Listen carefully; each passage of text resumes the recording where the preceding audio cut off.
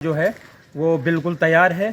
तो अभी एक आया है, हमने उसको अंदर ले लिया है और उसका ट्रीटमेंट शुरू हो गया। आते ही उसका ट्रीटमेंट शुरू हो गया। अभी हालात बहुत ख़राब है, न जाने अभी कितने और आएंगे। बिल्कुल जंगी हालात हैं। अभी सुनने में ये भी आया है कि सुरनकोट वगैरह में भी, यहाँ भी मंजाकोट में भी आज बहुत ज़्यादा वो हो रहा है, बहुत ज़्यादा शेलिंग हो रही है। लिहाजा हम तैयार हैं, सारे हॉस्पिटल की पूरी टीम यहाँ तैयार है। यहाँ 650 पर बोल रहे हैं ये ब्लास्ट हुआ है, तो हम जहाँ पर हमारी टीम आई तो हमें यहाँ पर कोई नुकसान तो नहीं है, कैजुअलिटी कोई नहीं हुआ है। बाकी ऐसे भी कोई नुकसान नहीं हुआ, थोड़ा सा बिल्डिंग को छर्रे वगैरह लगे हैं, बाकी यहाँ पर कोई नुकसान नहीं हुआ। भारत के अनेक सिविलियन इलाकों और मिलिट्री इंस्टॉलेशंस को जो टारगेट करने की पाकिस्तान की नापाक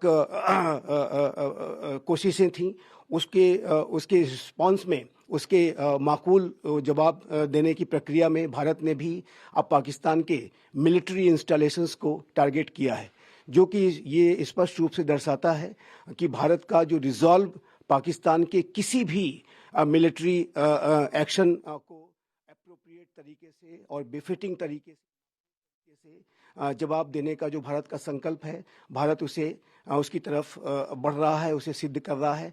और पाकिस्तान ने अब जब एक एस्केलेशन का रास्ता चुना है तो भारत उसका बड़े से बड़े स्तर पर जाकर के जवाब देगा।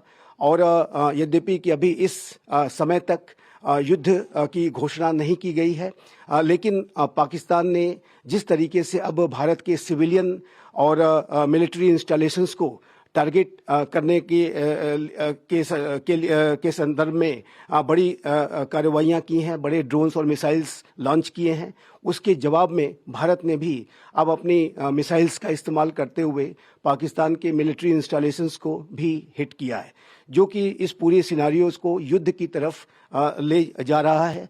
और इसकी बहुत भारी जो कीमत है वो पाकिस्तान को चुकानी होगी।